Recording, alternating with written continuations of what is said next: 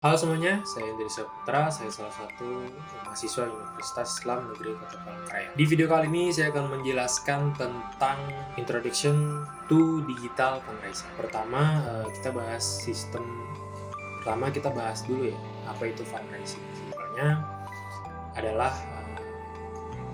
penggalangan dana atau pengumpulan dana ya dari suatu organisasi atau suatu lembaga. Dan fundraising ini bukan hanya sekedar meminta uang. Yang sebenarnya sangat penting adalah lebih ke membangun kepercayaan. Karena ya kalau misalkan orang atau kita nggak percaya gitu, atau di lampu merah gitu ada orang yang bawa-bawa kardus, terus kardus kosong aja gitu, cuman kardus polos, ya maksudnya dia minta dalam artian mau ngapain gitu, mau minta buat diri dia sendiri atau orang lain, kita kan nggak tahu gitu. Walau dia ngomong ini untuk segala macam, ya kita nggak gampang percaya kan. Makanya fundraising ini sebenarnya kompleks ya. Jadi salah satu kita harus bisa dapat dipercaya, kita harus jujur gitu, kita mungkin harus bisa transparan gitu, terus ya kita harus bisa dapat menyampaikan tujuan gitu, kita melakukan penggalangan dana atau minta dana ini untuk apa gitu, jadi orang itu bisa tahu, percaya, kasih. Nah itu adalah penjelasan pertama. Lalu kita masuk yang kedua, yaitu fundraising fokus. Jadi yang udah saya singgung, fundraising fokus ini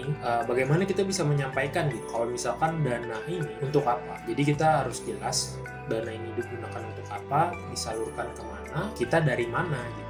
Maksudnya kita dari lembaga apa atau dari organisasi apa gitu. Misalnya dibanding kita melakukan fundraising untuk dana sosial, hanya untuk dana sosial, jadi orang mikir dananya untuk apa ya, donasi sosial ini untuk mana dananya. Jadi lebih penting kita memberikan yang lebih rinci gitu, uangnya untuk apa. Misal penggalangan dana untuk korban banjir di bla bla bla bla. Nah, itu kan orang jadi lebih tahu. Jadi itu ya salah satunya gitu yang harus dilakukan bagi orang yang ingin melakukan fundraising ini. Nah, kalau misalkan materi ketiga adalah what digital fundraising is, atau apa sih digital fundraising. Kalau tadi kan fundraising tuh. Nah, kalau digital ini ya sesuai namanya gitu. Kita melalui penggalangan dana melalui platform media sosial, contohnya kayak misalkan ada dari aplikasi juga kayak kitabisa.com tuh, kalau kalian tahu, harusnya tahu bukan, karena itu udah jadi rahasia umum gitu, kitabisa.com. Nah, itu salah satunya digital fundraising ya.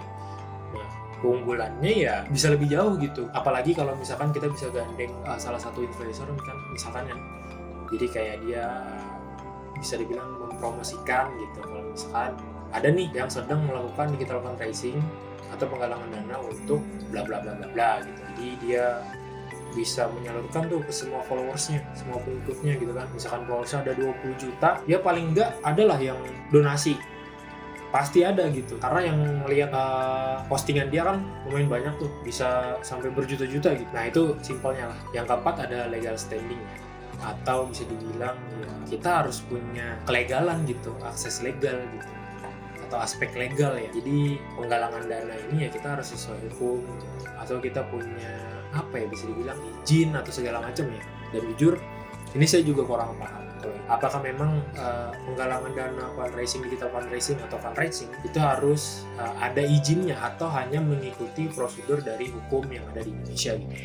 Mungkin mengikuti hukumnya segala macam, kita harus ada lembaga yang jelas, misal dari organisasi kampus deh, jadi kita jelaskan kita punya surat mungkin dari pengurus kampus, misalkan kita melakukan penggalangan dana ini atas nama kampus gitu, jadi ada kejelasan lah. Jadi nggak yang organisasi yang tiba-tiba dibuat, mungkin ya tiba-tiba dibuat gitu, tiba-tiba kita ada temen berdua bikin organisasi dua maut gitu melakukan penggalangan dana, ya setidaknya ada kejelasan lah, misalkan ada media sosialnya, transparansinya gitu kan, di dalam media sosial tersebut ada keuangan yang didapat segala macam, ada dokumentasi segala macam mungkin. Tapi kalau misalkan ada izin legal misalkan mengurus ke pemerintah, itu kurang tahu. Nah itu mungkin yang bisa saya jelaskan, kurang kata mohon maaf. Semoga kita bisa dapat belajar bersama-sama, dan terima kasih.